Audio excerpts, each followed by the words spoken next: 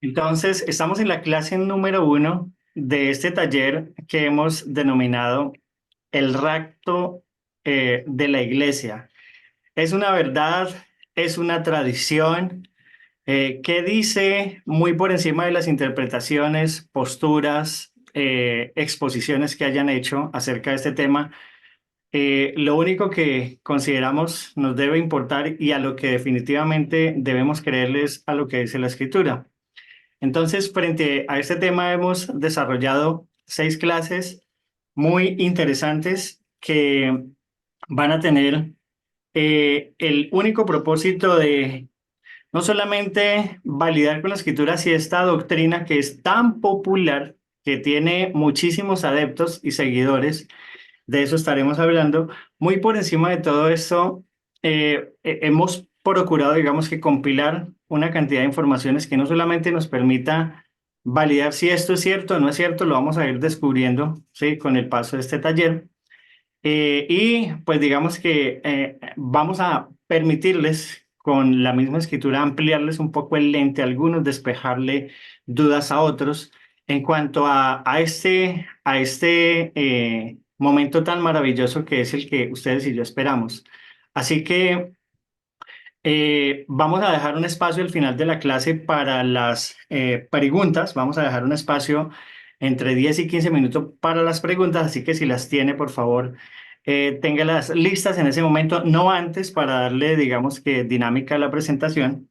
¿Y cuáles son los temas que vamos a tratar para que usted lo vea? Vamos a estar hablando de los dolores de parto y el arrebatamiento. ¿Sí? Un evento importantísimo que tiene que ver con parte del taller que estamos desarrollando. Vamos a hablar del séptimo milenio, vamos a tener otro tema que es la luna que esperamos y a mi cargo, digamos que viene precisamente este tema, rapto, verdad o mito, ¿sí? Y el otro tema es, ¿y entonces quién es la novia? Sí, entonces hoy queremos pues invitarlos para que nos acompañen en esta primera clase, clase que posteriormente vamos a subir al canal de YouTube para que usted pueda compartirlo desde ahí. Posteriormente también lo vamos a subir a la plataforma de Facebook. Y bueno, la idea es que usted pueda hacer extensiva esta invitación a todas aquellas personas que al igual que usted creen y esperan el retorno de nuestro Mesías. Así que vamos a saber quién es nuestro invitado de hoy. Para algunos hermanos ya conocen a nuestro invitado de hoy. Él es el señor Guillermo Nagy, un señor oriundo de Paraguay, creyente en el Mesías desde hace muchísimo tiempo, desde 1995. Es un esposo, padre de 2 hijos, un bello hogar. Eh, ha despertado a la Torá desde este tiempo hacia acá, profetas y escritos según el nuevo pacto desde el 2009, digamos que desarrolla esta fe. Dentro de su compendio y de su acervo no estamos hablando con una persona neófita, es una persona que ya ha escrito varios libros sobre escatología, ¿sí? Tiene una página al cual le invitamos a que usted consulte, Reloj Profético, donde usted se va a encontrar con una información bastante pulcra, muy atenue y con un contenido formativo interesantísimo acerca de todos estos eventos. Y nuestro amigo Guillermo Nagy es el amigo que usted aquí ve en pantalla.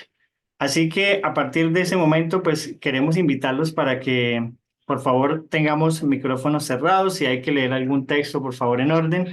Esto para evitar entonces que se dañe, digamos que la dinámica de la charla del día de hoy. Así que, mi estimado Guillermo, que el Todopoderoso te use, use tu boca, use tus labios, use tu entendimiento y que tu mensaje pueda ser completa y totalmente guiado por él. Adelante, mi hermano. Bendiciones. Amén, Rafael. Bueno, muchísimas gracias por esta introducción. Quiero agradecer al Ministerio Sonidos del Shofar, a Rafael Martínez, también a Marco Sánchez de Biblia Esperanza por haberme invitado a participar de este taller. Y querría comenzar entonces sin más dilación haciendo una oración para nuestro Dios y nuestro Señor, y que Él sea el que trabaje con nosotros en este momento.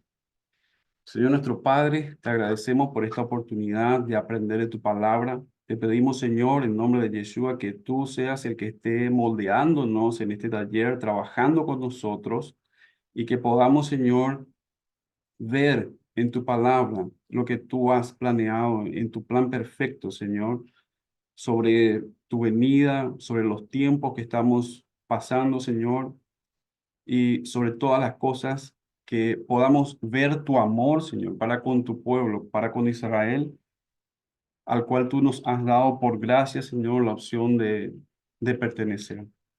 Entonces coloco en tus manos, Señor, esta presentación. Pido que quites de mi boca todas las palabras que no se alineen a tu escritura y que no se alineen a tu espíritu y a tu parecer, Señor.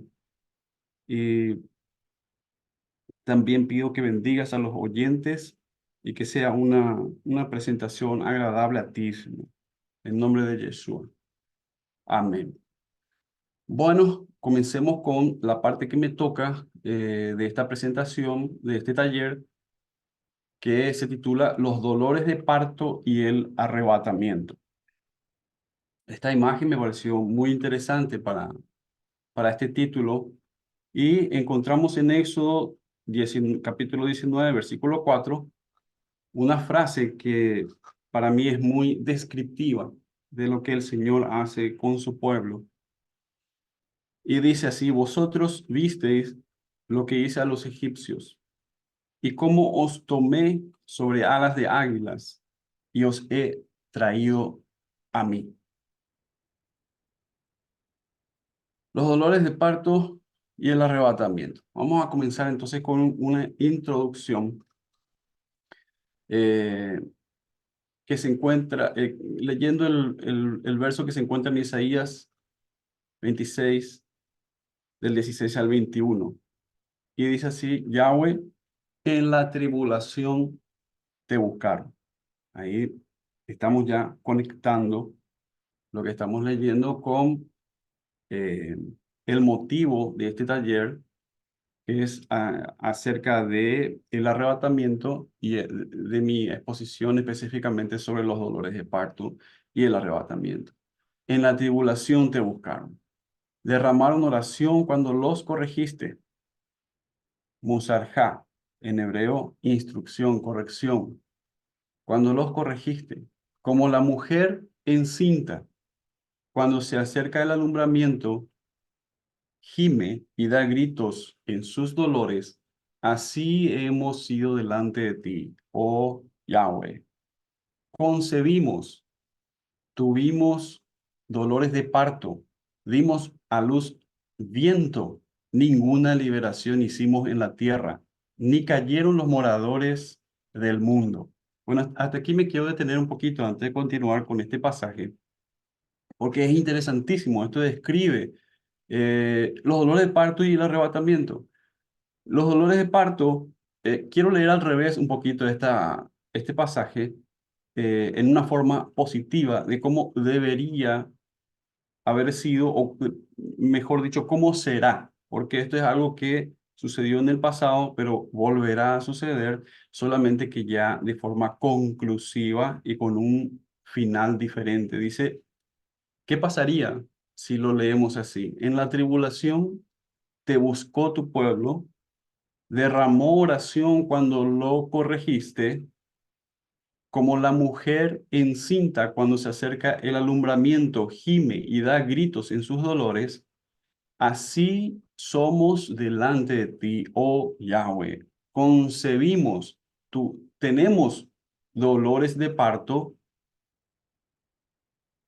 pero no dimos a luz viento, sino que hubo liberación. Liberación hicimos en la tierra, esto relacionado al Mesías y a su pueblo. Liberación hicimos en la tierra, cayeron los moradores del mundo. Imagínense, esto es lo que va a suceder cuando el Mesías venga. La mujer que está encinta, la mujer que está con dolores de parto, Israel, entonces gritará en sus dolores, gritará en medio a la tribulación, dice, en la tribulación te buscaron, ¿sí? Los corregiste en medio de la tribulación. Entonces, en medio de los dolores de parto, en esa tribulación, el pueblo del Señor clamará al Señor. ¿Y qué es lo que va a dar a luz? Va a dar a luz el reino, va a dar a luz al Mesías volviendo, retornando, liberando, haciendo liberación. Y en medio de esa imagen caerán los moradores del mundo. O sea, las naciones vendrán a someterse al Mesías. Entonces ahora sí puedo continuar con la segunda parte del pasaje, y esto sí se alinea a lo que estamos leyendo hacia el futuro, ¿sí? Dice, tus muertos vivirán, sus cadáveres resucitarán. Eso es lo que esperamos, la resurrección. Despertad y cantad, moradores del polvo, porque tu rocío es cual rocío de hortalizas, y la tierra dará sus muertos. Anda, pueblo mío, por si hay duda a quién se refiere, pueblo de Israel, entra en tus aposentos, cierra tras de ti tus puertas, escóndete un poquito por un momento, en tanto pasa la indignación. Porque he aquí Yahweh sale de su lugar para castigar al morador de la tierra por su maldad contra él, y la tierra descubrirá la sangre derramada sobre ella y no encubrirá más ya más a sus muertos. O sea, habrá resurrección. Eh, Entonces, los dolores de parto. Los dolores de parto, vemos como acabamos de leer en Isaías 26:18, concebimos, tuvimos dolores de parto. En Romanos 8:22 también se refiere a los dolores de parto. Dice Pablo, porque sabemos que toda la creación gime a una y a una está con dolores de parto hasta ahora. O sea, hasta el momento en que él estaba escribiendo esa carta a los romanos, los dolores de parto continúan de toda la creación. Entonces, los dolores de parto no es algo que está sucediendo ahora o que sucederá en el futuro. Los dolores de parto es parte de un proceso de gestar a un pueblo, ¿sí? En Gálatas 4:19 dice, hijitos míos, Pablo de nuevo, por quienes vuelvo a sufrir dolores de parto hasta que el Mesías sea formado en vosotros. Entonces, los dolores de parto es un nacimiento. ¿Quién es el que debe nacer? El Mesías en nosotros. El Mesías en nosotros. Es parte de los dolores de parto. Gálatas 4:27 dice, porque está escrito, regocíjate, oh estéril, tú que no das a luz, prorrumpe en júbilo y clama, tú que no tienes dolores de parto, porque son más los hijos de la desolada que de la que tiene marido. Entonces, ¿a quién se está refiriendo aquí? ¿Quién es la desolada? ¿Quién es la viuda? Si ustedes leen Gálatas 4:27, entonces se está refiriendo a dos mujeres. Una es la Jerusalén celestial, o sea, la que representa a la Jerusalén celestial, y otra es la que representa a la Jerusalén terrenal. ¿Quién es la que dice, no soy viuda? Eso vemos en Apocalipsis, ¿verdad? En Apocalipsis vemos a una mujer que dice, yo no soy viuda y no veré sufrimiento, ¿verdad? No veré tribulación, no veré dolores de parto. No soy viuda, dice, ¿verdad? Entonces, la Jerusalén celestial es la que eh, dará a luz sus hijos. Más son los hijos de la desolada, de la viuda. ¿Por qué la viuda? Porque Yeshua murió y resucitó. Entonces, por eso es que al identificarnos como que nuestro Señor ha muerto, pero también resucitado, también nos identificamos con una mujer que ha quedado viuda, pero que luego volverá a encontrarse con su marido. Entonces, eh, la que no tiene dolores de parto es la Jerusalén terrenal, la que no está produciendo hijos porque no ha reconocido que su marido ha venido y ha muerto para que ella pueda tener vida. Luego Apocalipsis 12:2 también dice, y estando encinta, clamaba con dolores de parto en la angustia del alumbramiento. Es la misma mujer. Esta mujer es Israel. Vamos a ver ahora lo que tiene que ver con arrebatamiento. Estamos analizando primeramente los conceptos para luego iniciar con el estudio. Entonces, los conceptos acerca de los dolores de parto y ahora vamos a ver las palabras que tienen que ver con arrebatamiento. Hay una versión de la Biblia de la Sociedad Bíblica en Israel, publicada en 2018, que se llama Delitz, Nuevo Testamento en hebreo. Bueno, esta versión de la Biblia es interesante porque en Primera de Tesalonicenses 4:17 utiliza la palabra ni la queja es seremos tomados, dice, ¿verdad? Los muertos resucitarán primero y luego los que hayamos quedado seremos tomados. Y utiliza esta palabra ni la queja, que significa acercados, adoptados, adquiridos, arrebatados, atraídos, llamados, llevados, recogidos, sacados, traídos. En la forma en que aparece es un verbo nifal, o sea, está en voz pasiva, en tiempo imperfecto o futuro y primera persona plural, o sea, nosotros, ¿verdad? Nosotros seremos tomados, pasivo, seremos tomados. Viene del verbo lakaj. Él tomó lakaj o tomar. Strong 39:47. También encontramos esa misma palabra en Isaías 49:25. Pero así dice Yahweh, ciertamente el cautivo será rescatado, yukaj, rescatado del valiente, y el botín será arrebatado al tirano. Y tu pleito yo lo defenderé y yo salvaré a tus hijos. Otra palabra que encontramos como concepto del arrebatamiento es natsal.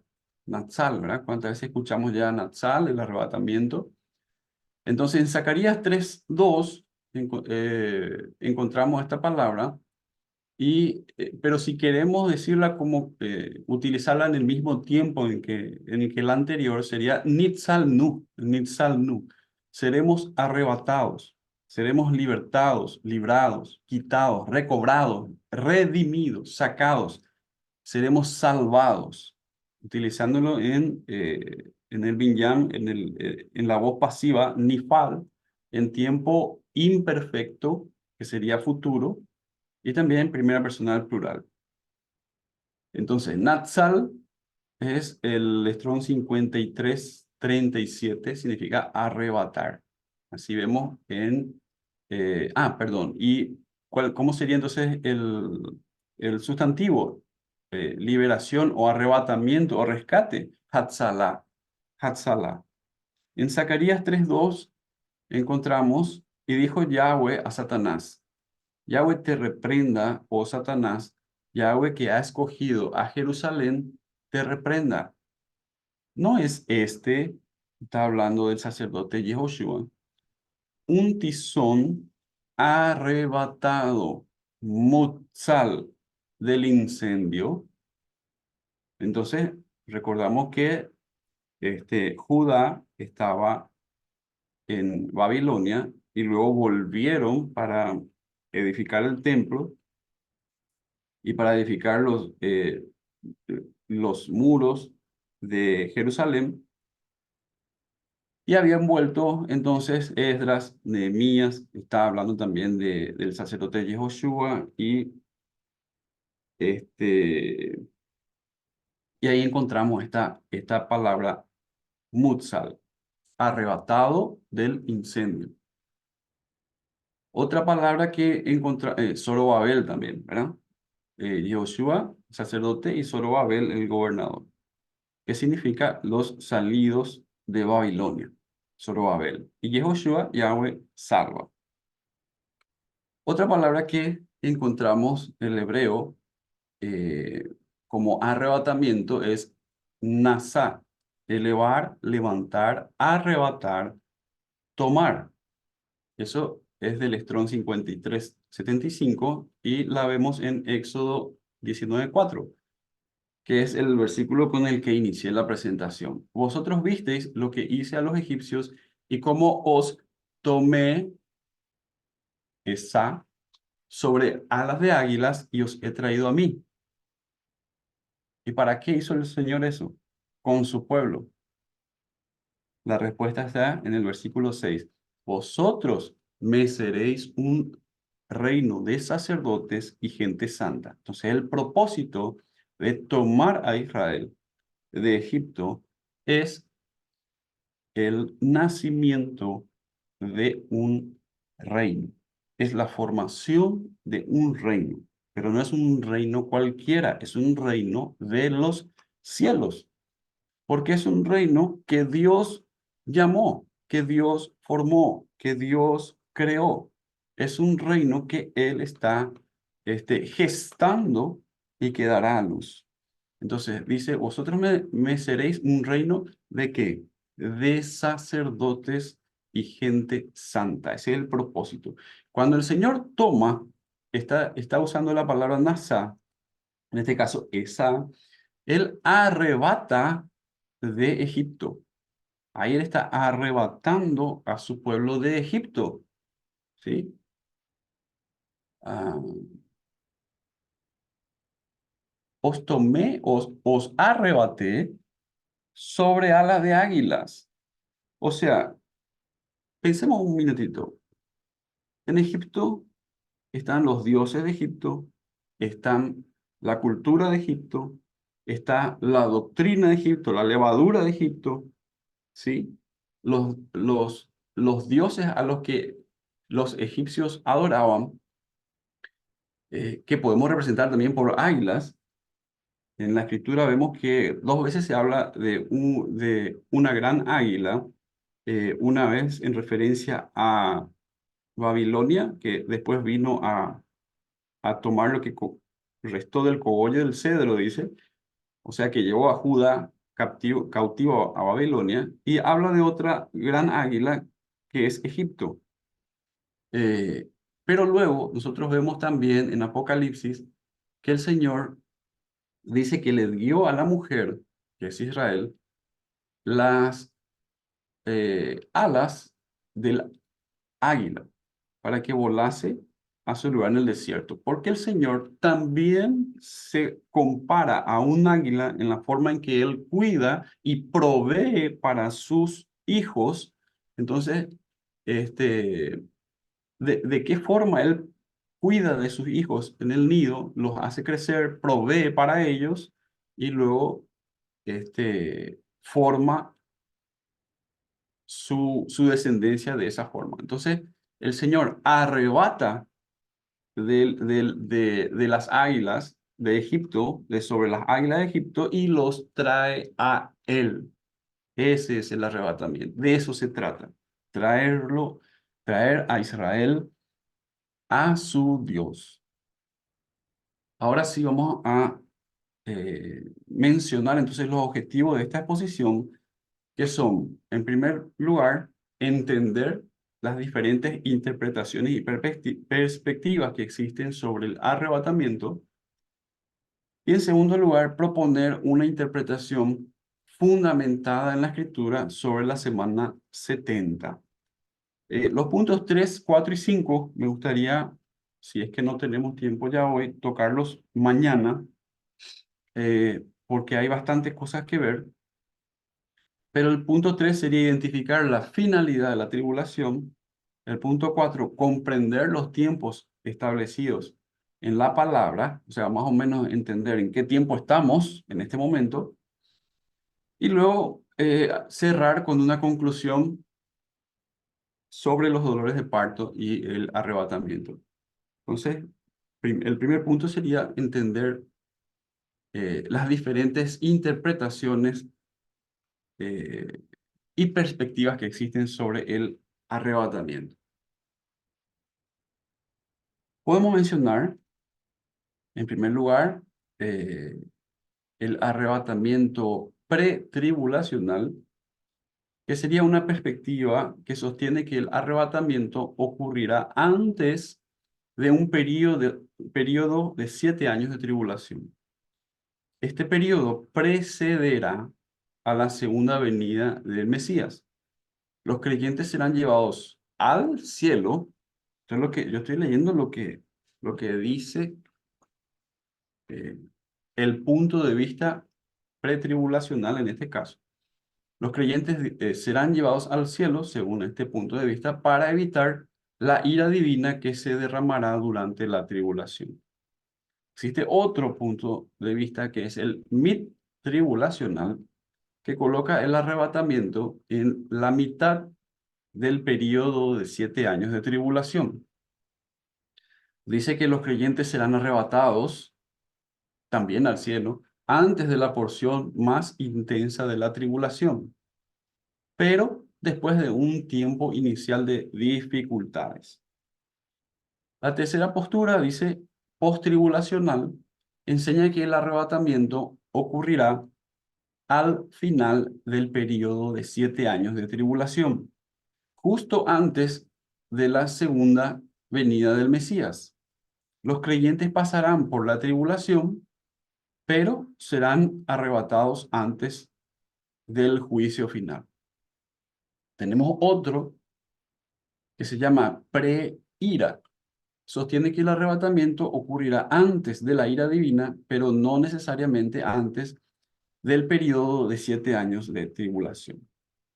Y luego tenemos el parcial o preterista, que interpreta algunas de las profecías bíblicas, incluidas las relacionadas con el arrebatamiento, como eventos que ya ocurrieron en la historia, especialmente en el contexto de la destrucción del templo de Jerusalén en el año 70, después del Mesías.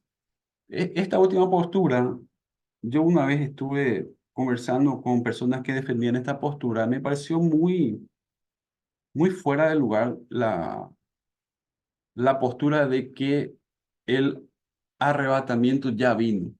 O sea, lo entienden de esa forma.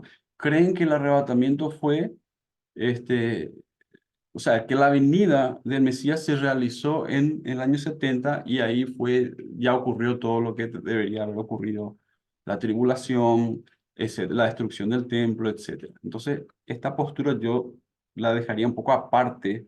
Hay algunas cosas que en la historia sí ya ocurrieron, ¿verdad? Eh, pero el tema de que el Mesías ya haya venido por segunda vez, esto para mí está fuera de lugar. Ahora, la postura pretribulacional eh, es más o menos como que querer tener un bebé por cesárea, ¿no? No, no esperar a los dolores de parto, no esperar a un nacimiento natural, sino que con anestesia y sin dolor, entonces ya, ups, salió el bebé y está todo tranquilo. El tema es, voy a mover un poquito mi imagen aquí. El tema es, o sea, ¿qué es lo que yo me pregunto al analizar estas posturas? Primero, ¿menciona la Biblia una semana de 7 años antes de la venida de Yeshua? ¿Lo menciona? Yeshua habló de eso, 7 años. ¿Menciona en algún lugar la palabra del Señor una tribulación de 7 años? ¿Menciona la Escritura un tratado de paz de un anticristo o antimesías de 7 años? preguntémonos, ¿por qué? Porque hay muchas denominaciones, este, voy a volver aquí, hay muchas denominaciones que enseñan eso, que él se va a presentar el antimesías, que va a firmar un pacto, un tratado de paz con Israel por 7 años y que ahí lo vamos a reconocer. Pero ¿cómo lo vamos a reconocer si ya habremos sido arrebatados antes de esos 7 años y ya estaremos en el cielo y nos quedaremos en el cielo por 7 años? Este, entonces hay que razonar, hay que volver un poquito a conectar la palabra con la palabra y no tanto dejarnos llevar por lo que dicen los comentarios a la palabra. Entonces, ¿qué yo imagino? O sea, ¿con qué yo conecto o relaciono cuando hablamos de dolores de parto y arrebatamiento? Lo relaciono con esto, ¿verdad? Eclesiastés 1:9. ¿Qué es lo que fue? Lo mismo que será. ¿Qué es lo que ha sido hecho? Lo mismo que se hará. Y no hay nada nuevo debajo del sol. Y el 3:15 dice, aquello que fue, ya es. Y lo que ha de ser, fue ya. Dios restaura lo que pasó. Es decir, ¿no esperamos acaso nosotros la restauración del reino? O sea, el reino ya pasó, o sea, el reino ya vino. Dios, este, llamó a su pueblo Israel de Egipto. Lo que falta en este momento es la restauración del reino. En primera de Tesalonicenses 4:17 dice eh, que los muertos resucitarán primero, luego nosotros, los que vivimos, los que hayamos quedado, seremos arrebatados o tomados juntamente con ellos en las nubes para recibir al Señor en el aire y así estaremos para siempre con el Señor. Ahí está entonces lo que dice la palabra sobre el arrebatamiento, pero yo no puedo dejar de conectarlo con lo que sucedió con Israel saliendo de Egipto. ¿Por qué? Porque es una imagen que me habla de lo que será, de lo que sucederá. Éxodo 19:4 dice, vosotros visteis lo que dicen los egipcios, cómo os tomé, os arrebaté de sobre las alas de las águilas, eh, donde estaban, y os he traído a mí. Entonces, para mí, lo que puedo conectar con la palabra del Señor, sobre todo con la Torá, es esta imagen del Señor tomando a su pueblo de Egipto anteriormente, del mundo actualmente, y llevándolo, atrayéndolo a Él. Eh, algunos toman Tesalonicenses 4:17, primer libro, esta parte que dice que seremos arrebatados en las nubes para recibir al Señor en el aire, toman eso como fundamento para decir que pasaremos 7 años, los 7 años de tribulación en las nubes, en el aire, ¿verdad? En las nubes. Ahora, a mí me gustaría, o sea, me parece más convincente conectar la palabra con, con la palabra. Entonces, a ver un poquito, voy a mover de nuevo esto. Vemos que a Moisés le costó un tiempo sacar al pueblo de Egipto. Aquí coloqué algunas fechas que por supuesto no aparecen así en la palabra. Estas fechas en parte, o sea, las plagas que vemos aquí y los acontecimientos que vemos aquí son, sí, mencionados en Éxodo, pero las fechas de los meses fueron quitadas de libros escritos sobre eh, historia judía, el conocimiento de los sabios, la Torá oral, el Seder Olam, el Zichron Yemot Olam, el Midrash Rabbah, etcétera.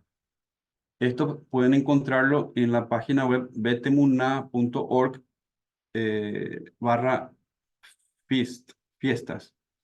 Eh, no lo cito como fechas bíblicas, sino que es solamente para tener un ejemplo de que esto no sucedió en un momento, ¿sí? Tampoco sucedió en 7 años, sucedió alrededor de un año. Aquí dice que el primer mes, en el día 15, Moisés ve el arbusto en llamas y sube a ver al arbusto que estaba en llamas, y esto dura 7 días. Esto se encuentra en Éxodo 3:2, y luego están por los comentarios del Midrash, etcétera. Moisés parte de Madián para Egipto el 21 del mes primero. Vuelvo a decir, no son fechas que lo mencione así la palabra, pero para tener una idea de cuánto duró, eh, por el conocimiento que ha sido transmitido oralmente, ¿sí? Luego, el primer día del mes segundo, inicia la plaga del agua que se convierte en sangre por 7 días, en Éxodo 7:19. El primer día del mes quinto, la plaga de ranas por 7 días, Éxodo 8:2. El primero del mes sexto, la plaga de piojos por 6 días, en Éxodo 8:16. Plaga de moscas por 7 días, el primero del mes séptimo. Plaga de pestilencia en el ganado por 7 días, el primero del mes octavo. Y así, plaga de úlceras, de granizo, de langostas, de oscuridad, y luego hasta que el 15 de abril, el 15 del mes primero, ocurre la muerte de los primogénitos, y ya Israel es tomado, es arrebatado, es liberado, y sale de Egipto. Eh, lo que dice la tradición, la tradición, lo que aprendemos por tradición, ¿no? O por comentarios bíblicos, dice: la iglesia no verá tribulación, será arrebatada antes de una tribulación de 7 años. Pero veamos lo que dice la escritura. ¿Qué dice Yeshua? En Mateo 24, del 5 al 14, dice: porque vendrán muchos en mi nombre diciendo, yo soy el Mesías, y a muchos engañarán, y oiréis de guerras y rumores de guerras. Mirad que no os turbéis, porque es necesario que todo esto acontezca, pero aún no es el fin. Porque se levantará nación contra nación y reino contra reino, y habrá pestes, hambres y terremotos. Hoy hubo un terremoto en Japón. De nuevo, vinieron olas, ondas.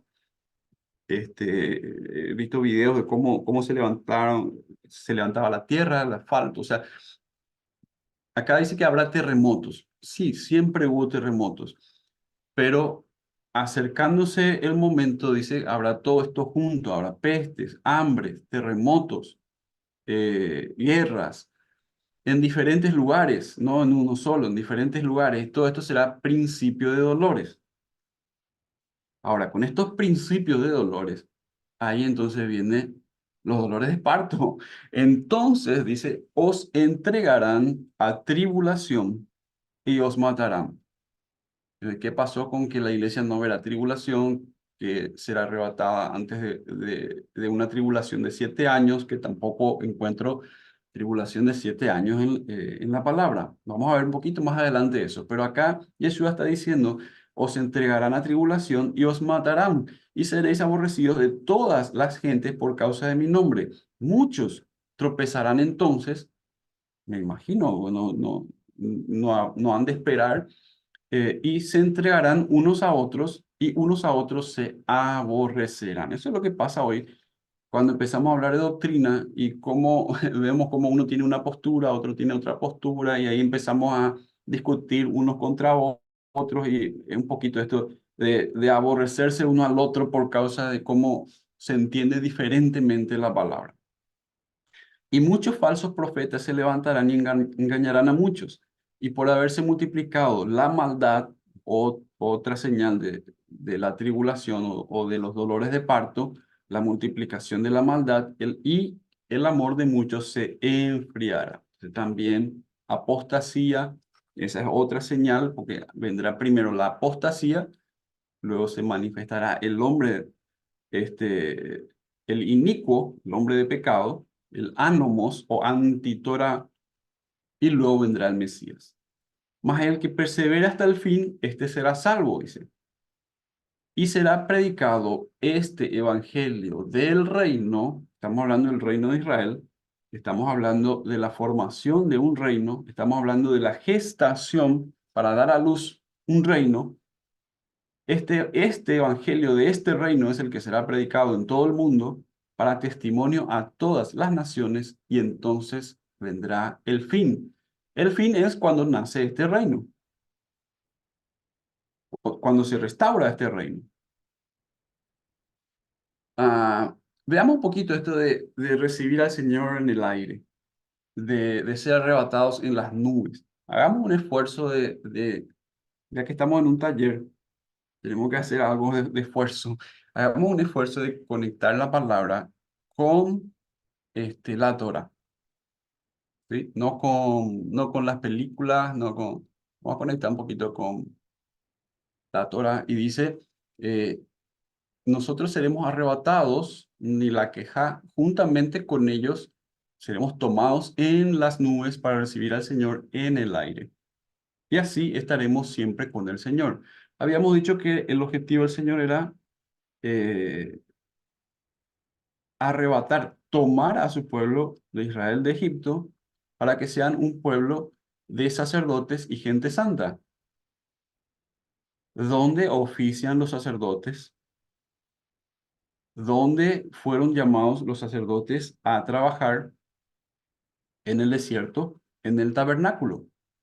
Entonces Levítico 16:2 dice, y Yahweh dijo a Moisés, di a Aarón tu hermano, sacerdote, que no en todo tiempo entre en el santuario detrás del velo, delante del propiciatorio, el velo, o sea, detrás del velo está el lugar santísimo. En el lugar santísimo está el Aarón HaKodesh, el arca de Santa o del testimonio, y sobre el arca del testimonio hay un propiciatorio que es llamado la cobertura, ¿verdad? Que está cubriendo el arca del testimonio, a eso se llama propiciatorio. Entonces, delante del propiciatorio que está sobre el arca, que no entre en todo tiempo, dice, para que no muera, porque yo seré visto en la nube sobre el propiciatorio. En la nube entonces tenemos una nube que está sobre el propiciatorio. Ahí está una nube. Vamos a hablar de otra nube. Levítico 16:12 a 13. Después tomará un incensario lleno de brasas del fuego del altar. Aarón tomará incensario. Ahí vemos el incensario que está acá en el piso. Tomará brasas del fuego del altar del incienso, brasas para quemar, y sus puños llenos del perfume aromático molido. Debe llevar en sus puños perfume aromático, que es el incienso molido. Lo llevará detrás del velo, eso es, en el lugar santísimo, y pondrá el perfume sobre el fuego, o sea, el fuego que está dentro el incensario, pondrá el perfume sobre el fuego y la nube del perfume cubrirá el propiciatorio que está sobre el testimonio para que no muera. Entonces, ahí vemos otra nube, dos nubes y están en el aire, ¿sí? Apocalipsis 5:8 dice, y cuando hubo tomado el libro, los cuatro seres vivientes y los 24 ancianos se postraron delante del Cordero. Todos tenían arpas y copas de oro llenas de incienso, que son las oraciones de los santos. Entonces ya sabemos ahora, el incienso llevado en las manos de Aarón, trasladado o tomado hacia el lugar santísimo, son las oraciones de los santos, son los santos. Apocalipsis 8:3-4 dice, otro ángel vino entonces y se paró ante el altar con un incensario de oro. Se le dio mucho incienso para añadirlo a las oraciones de todos los santos sobre el altar de oro que estaba delante del trono. Y de la mano del ángel subió a la presencia de Dios el humo, la nube del incienso con las oraciones de los santos. Hebreos 12:1 también dice, o sea, compara a los santos con esta nube. Dice, por tanto, nosotros también, teniendo en derredor nuestro tan grande nube de testigos, despojémonos de todo peso y del pecado que nos asedia y corramos con paciencia la carrera que tenemos por delante. ¿Cuál es la carrera que tenemos por delante? ¿Hasta dónde debemos llegar? Debemos llegar hasta unirnos con el Señor en el aire, en las nubes, sobre el propiciatorio, en el lugar santísimo. Aquí vemos la carrera que tenemos por delante. Entonces, tenemos tres puertas o tres cortinas que debemos atravesar. Este es el tabernáculo, el Mishkan, que debemos atravesar. Y esta es la carrera que tenemos por delante. Aquí en el lugar santo, en este lugar, ofician los sacerdotes. A esto nos llamó el Señor. Él quería hacer de su pueblo, que todo su pueblo sea un reino de sacerdotes y gente santa. Es decir, que todos puedan entrar a este lugar santo a oficiar, ¿sí? Al lugar santísimo, solo el sumo sacerdote, solo Yeshua, por su sangre, ¿sí? Pero él lleva el incienso, o sea, lleva las oraciones de los santos, o nos lleva consigo a unirnos a esa nube que está sobre el propiciatorio, que es la presencia del Señor. Entonces, vemos aquí cómo este tabernáculo tiene tres fases, tres tiempos, también podríamos decirlo así. La primera fase es el atrio, o el tiempo. El segundo tiempo es el lugar santo, que es el tiempo que estamos pasando ahora. Y luego viene el tiempo del lugar santísimo. Ese tiempo sería ya el milenio, cuando el Señor se revele de sobre el propiciatorio. Acuérdense que dice que se abrió el templo en el cielo y se vio el arca del pacto. Entonces, eso significa que este, podremos ver el lugar santísimo, ¿sí? O sea, Yeshua mismo viniendo a rescatarnos, a tomarnos, a liberarnos o a arrebatarnos, es el que va a reinar por 1000 años en este tiempo, que sería el tiempo del lugar santísimo, sobre la tierra. Y así se va a completar entonces el diseño del tabernáculo, para el cual el Señor determinó sus tiempos. Vamos a ver, ah, vamos a ver si puedo avanzar un poquito más. Entonces, la mayoría de las denominaciones protestantes y algunas también mesiánicas han adoptado el pretribulacionismo como base doctrinaria para entender los últimos acontecimientos o los acontecimientos escatológicos. Esto se debe al hecho de que la mayor parte de las iglesias surgió a partir de comienzo del siglo XIX, época en que comenzó a ser divulgado el pretribulacionismo por parte de los hermanos Plymouth en Estados Unidos, 1830. Este tipo de interpretación influenció a todas las iglesias del período, de las cuales las actuales son herederas, sean ellas tradicionales o pentecostales o mesiánicas. Antes de ese periodo, siglo XIX, 1800, no había distinción entre arrebatamiento y segunda venida, eran la misma cosa. Luego es que se separaron y hablaron de una venida secreta, de un arrebatamiento secreto y de una tercera venida que sería la segunda, etcétera.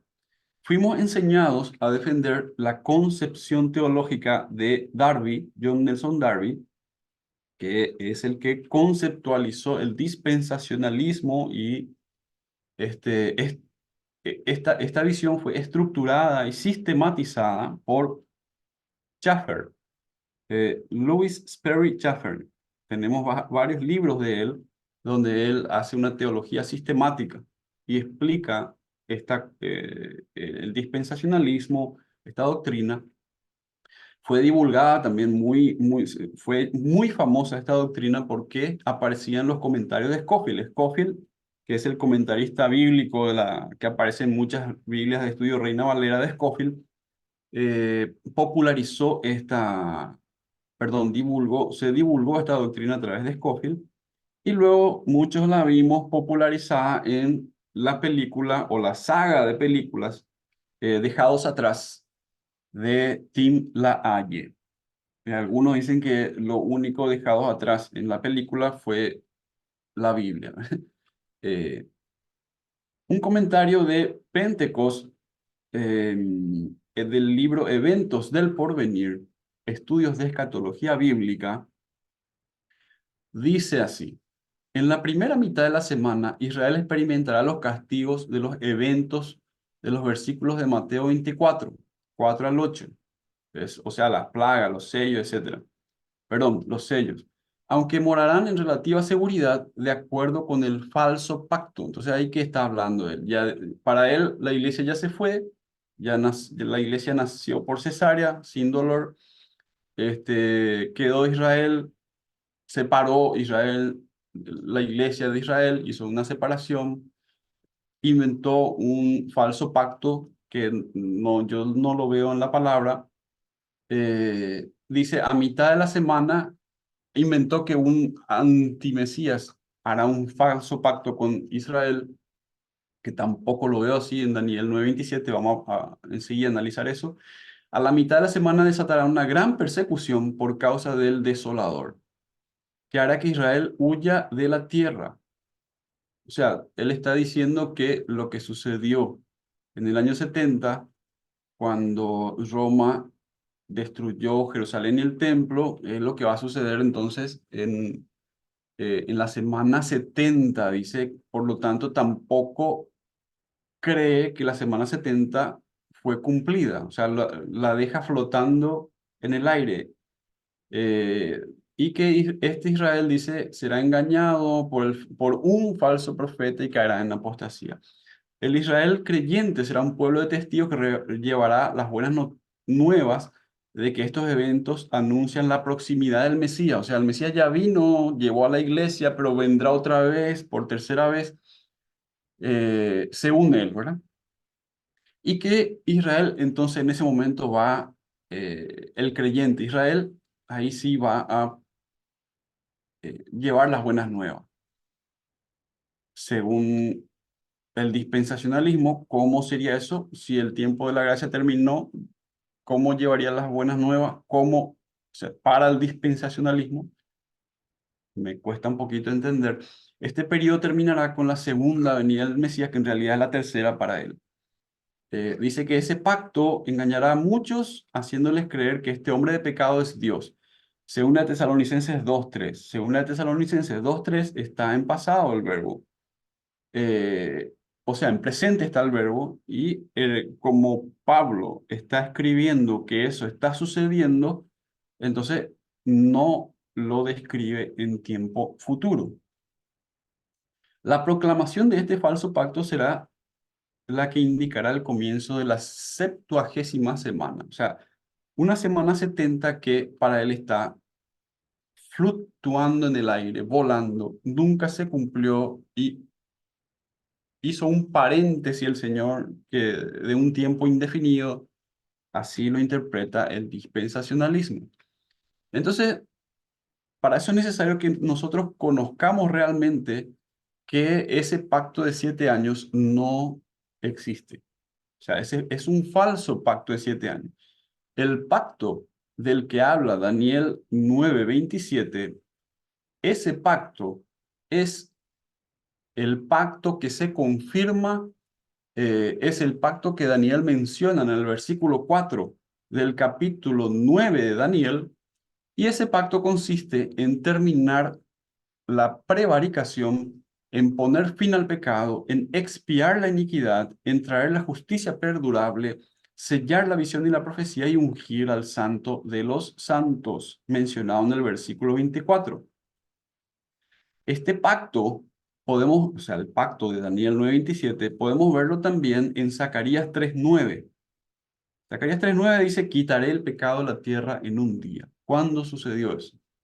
¿Cuándo el Señor quitó el pecado de la tierra? En un día.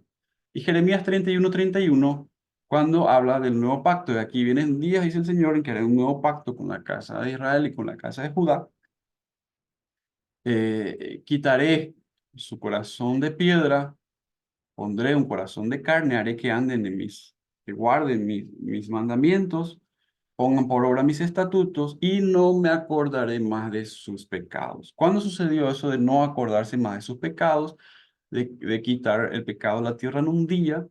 Bueno, eso sucedió en Daniel 9:27, cuando se confirma el pacto del cual está hablando en todo el capítulo Daniel. Daniel hace confesión de que el pueblo de Israel ha quebrantado ese pacto con el Señor, pero el Señor, en su gracia, por su misericordia, este, confirma un pacto con Israel de nuevo, ¿sí? Y ahí tenemos el nuevo pacto.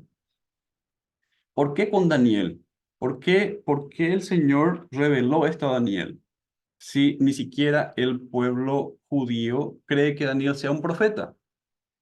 El orden en que ellos colocan a Daniel en la Tanaj, por ejemplo, Daniel está no entre los profetas, sino entre los escritos. ¿Sí? El Señor mismo dijo que Daniel es un profeta. Él dijo, cuando veáis donde no debe estar la abominación desoladora, que causa desolación. Dicha mencionada por el profeta Daniel. ¿Por qué no colocan entonces a Daniel entre los profetas? ¿Sí? Aquí dice, porque agradable, deseable, codiciado eres tú. Ki hamudot ata. Entonces, hamudot es Daniel. Agradable, codiciable, codiciado, deseable. Tradujeron como amado, pero por algo el Señor escogió a Daniel para revelarle esta profecía. Daniel Ish Hamudot, o sea, hombre agradable, deseable, codiciado. Ish Hamudot, de nuevo Daniel 10:19, hombre agradable. Entonces, esta palabra Hamudot viene de Hamad, que encontramos en Génesis 2:9 y Éxodo 20:17. Éxodo 20:17 dice, Lo tahmod, no codiciarás, y Génesis 2:9 dice, Yahweh Dios hizo nacer de la tierra todo árbol delicioso, ¿sí? Nehmat, etz, nehmat, árbol delicioso, deseable a la vista. Entonces, ahí ya tenemos por qué el Señor habló así con Daniel. Y aquí quisiera explicar entonces el punto 2, el objetivo número 2 de de este, eh, de lo que yo estoy exponiendo hoy, los dolores de parto y la tribulación de mi tema, proponer la interpretación sobre esta semana 70 tan famosa que todo el mundo dice que todavía tiene que cumplirse, que son 7 años de tribulación. Daniel 9:24 dice, 70 semanas están determinadas para expiar la iniquidad. Expiar la iniquidad es ulejaper abom, cubrir el pecado. ¿Cuándo fue cubierto el pecado? ¿Cuándo fue expiada la iniquidad? El versículo 25 dice, sabe pues y entiende que desde la salida de la orden para restaurar y edificar Jerusalén hasta el Mesías príncipe habrá 7 semanas y 72 semanas. ¿Cuántos son 7 semanas y 72 semanas? 7 semanas de años y 62 semanas de años. ¿Cuánto nos da? 69 semanas. Y se volverá a edificar la plaza y el muro de Jerusalén en tiempos angustiosos. Daniel 9:26. Y después de las 62 semanas, ¿qué quiere decir después de las 62? Acuérdense que primero estaban las 7 semanas de años, luego 62 semanas de años. Si dice después de las 62 semanas, quiere decir que ya en realidad habrían pasado 69 semanas de años o 483 años. Y dice aquí que después de 483 años, o sea, después de que haya sucedido eso, se quitará la vida al Mesías. Entonces, no podemos decir que la semana 70 no se cumplió, si justamente la vida del Mesías fue quitada y él resucitó después de las 69 semanas de años. Eso ya nos deja en la semana 70. Ahí ven ustedes la suma. 7 semanas más 62 son 69 o 483 años. Después de las 69 semanas de años, dentro de la semana 70, se quitará la vida al Mesías. Y aquí está el versículo que se entiende hoy en día totalmente al revés. Dice, y por otra semana, esta fue la semana de año número 70, confirmará el pacto con muchos. ¿Quién? El Mesías, Dios, Yahweh. Confirmará el pacto con Jarrabín, con muchos. No todo Israel creyó, pero confirmó el pacto con muchos, con todos los que le creyeron. A la mitad de la semana hará cesar el sacrificio y la ofrenda. Yeshua hizo cesar el sacrificio y la ofrenda. La necesidad no los abolió, solo que satisfecho el perdón, yo no necesito otro medio de perdón. ¿Se entiende? A la mitad de la semana de años, número 70, el Mesías Yeshua murió y resucitó, cubriendo el pecado de una vez para siempre. Ulejaper Abón, cubrir el pecado, expiando la iniquidad de una vez para siempre y poniendo fin a la necesidad de sacrificios y ofrendas por el pecado de una vez para siempre. Porque su sacrificio y su ofrenda por el pecado son suficientes hacia el futuro y también hacia el pasado, ¿sí? Son suficientes de una vez para siempre y por siempre. Si la confirmación del pacto de Jeremías 31:31 se realizó dentro de la semana 70, y si la muerte y resurrección del Mesías sucedió dentro de la semana 70, no podemos afirmar que no se cumplió, que quedó inconclusa y flotando por 2000 años. ¿Se entiende ese punto? Entonces, Daniel 9:27 no es el antimesías que hace un falso pacto de paz con Israel para engañarlo, sino que es el Mesías mismo que confirma en la semana 70, a la mitad de la semana 70, a los 3 años y medio de su ministerio, específicamente el día 14 del mes primero, él es sacrificado y luego resucita a los 3 días y 3 noches después, resucita. La salida de la orden para restaurar y edificar Jerusalén. Aquí ya se me está acabando el tiempo, tendremos que ir terminando por aquí, pero lo que quiero decir es que esa salida de la orden debemos diferenciarla de otras órdenes que hubieron para que los judíos que estaban en Babilonia puedan volver a edificar el templo. Entonces, sabemos que hubo una primera orden. A ver un poquito si aquí tengo. eh, en una primera orden la tuvimos en el año 537. Ciro, el rey de Persia, autoriza a los judíos a regresar a construir el templo. En el 520, Darío el persa ordena continuar con la reconstrucción del templo. Entonces acá pongo los versículos. Esdras 1:1 al 4, reconstruir el templo. Esdras 4:24 y 6, del 7 al 15, continuar con la reconstrucción del templo. ¿Sí? Eso continuó del segundo año del reinado de Darío el persa y se terminó en el sexto año de su reinado, 4 años. Tienen que ver con el templo. Pero Artajerjes, rey de Persia, en el 458 antes del Mesías, es el que ordena a los judíos volver a su tierra y edificar Jerusalén, edificar el muro en el séptimo año de su gobierno. Eso está en Esdras 7:13 y Nehemías capítulo 2, 4 y 6. Aquí vemos las fechas que gobernaron. Acá están los reyes de Babilonia, Nabucodonosor, cuando Daniel y la deportación a Babilonia, rey de Media, Darío el Medo, y los reyes de Persia, Ciro, Darío y Artajerjes. En este tercer decreto, en el año 458 antes del Mesías, es que Artajerjes ordena entonces la reconstrucción del muro. Acuérdense que la profecía decía que se trataba de la reconstrucción de Jerusalén y el muro en tiempos angustiosos.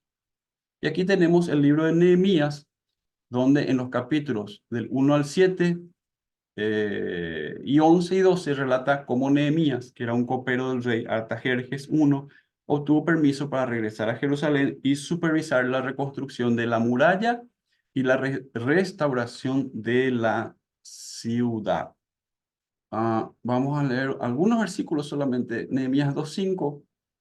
Eh, bueno, para redondear un poquito, por qué me estoy deteniendo un poco en la reconstrucción del muro de Jerusalén, la reedificación de Jerusalén? Pueden parar después este video y leer esos versículos, porque de eso se trata lo que dice Daniel. A ver un poquito si tenemos aquí.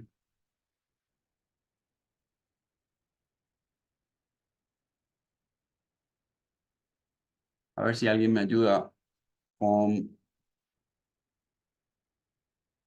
Aquí está, Daniel 9:25. Sabe pues y entiende que desde la salida de la orden para restaurar y edificar Jerusalén, o sea, no el templo, sino Jerusalén, hasta el Mesías príncipe, habrá 7 semanas, 62 semanas, y se volverá a edificar la plaza y el muro de Jerusalén. Entonces estamos hablando de la tercera orden de Artajerjes. ¿Y por qué es importante ese año 458? Porque ese año en el que comienza la profecía de las 70 semanas y van 69 semanas, van hasta el inicio del año 26, hasta el inicio, a ver acá, aquí se ve mejor, hasta el año 26, el inicio del ministerio de Yeshua público, ministerio público de Yeshua. A los 3 años y medio, en el año 30, entonces él confirma el pacto, muere, resucita, y esta es la semana en la que el Señor iba a confirmar, por su misericordia, la entrada de todo Israel al pacto de nuevo. Pero dice que no todo Israel creyó, sino muchos, pero no todos. Y llegó un punto en que Israel, o por lo menos el Israel endurecido, rechazó al Mesías y rechazó el testimonio de los discípulos, rechazó el testimonio de los apóstoles, apedrearon a Esteban, etcétera. Entonces, esa opción del pacto de ser injertados en el olivo, entonces termina en ese momento con Israel y se abre la puerta a los gentiles para que sean injertados en Israel. Y tal es así que 40 años después, en el año 70, entonces definitivamente viene Tito con su ejército y destruye Jerusalén y el templo. Bueno, hasta ahí creo que estamos en tiempo. No sé si me pasé un poquito, Rafael.